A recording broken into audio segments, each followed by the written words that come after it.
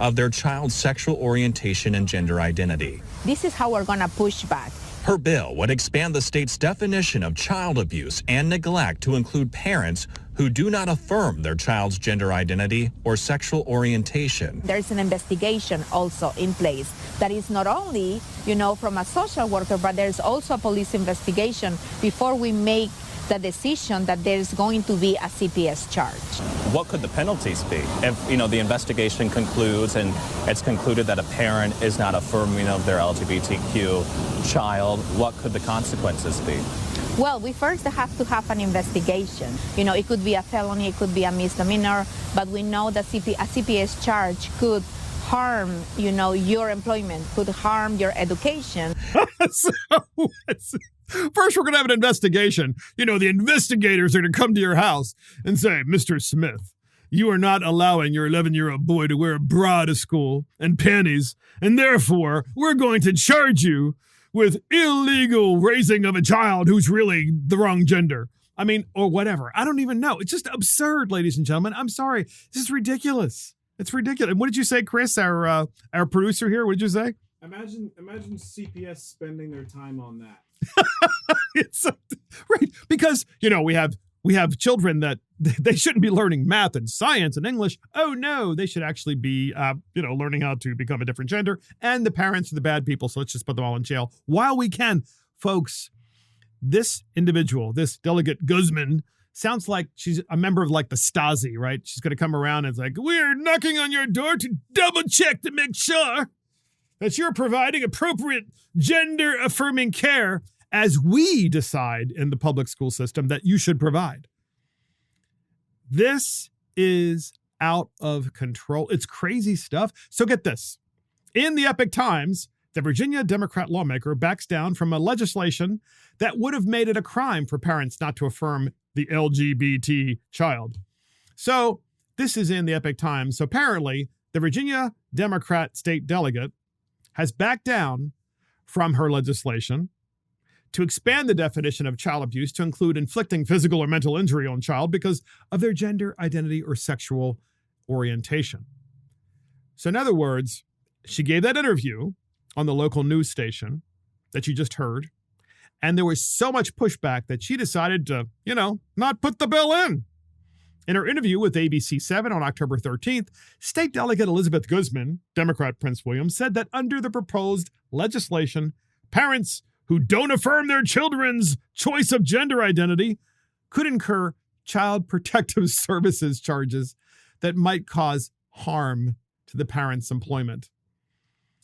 Guzman noted, so in other words, Guzman in her bill was going to force you to not be able to work as a parent. They were going to take your job away somehow, inform your employer about how bad you were, and have you self-flagellate, and at the same time, maybe even throw you in jail because you were just being, a parent, doing your job. So the House Minority Leader in Virginia in the House of Delegates, his name is Don Scott Jr., he actually said he spoke to Guzman and said, hey, we don't want you to put this bill in right now because, we're right before an election and people might think that we're crazy. Maybe later you could put it in.